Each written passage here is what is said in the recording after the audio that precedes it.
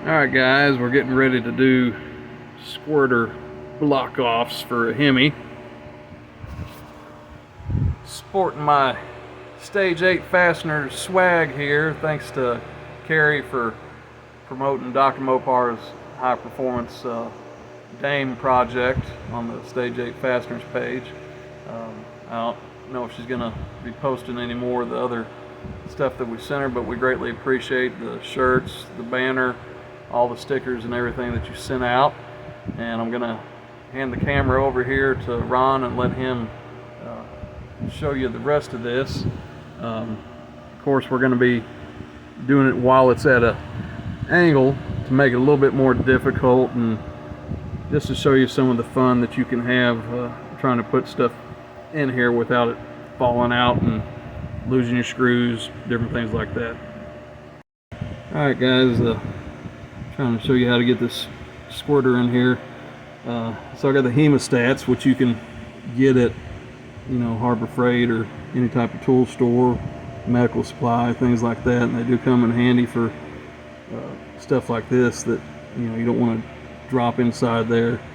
And yeah, it's a little bit tedious and stuff, but once you get this Allen screw lined up, get a couple threads going on it, then you can let this loose and be able to line up your pin and stuff. So what you can do, you can hold pressure with a screwdriver here. I don't know if you can see it that good. You can hold it with a screwdriver, put a little pressure of it. On these block-offs, you have a little step on there that's going in the hole. So it's just taking place of where the squirter was. And once you hold pressure there, you got a couple of threads going on the Allen screw. Then you can just release these, and I'll see if I can do it with one hand here. Alright, so you just hold a little bit of pressure against it, which I got it lined up with the hole.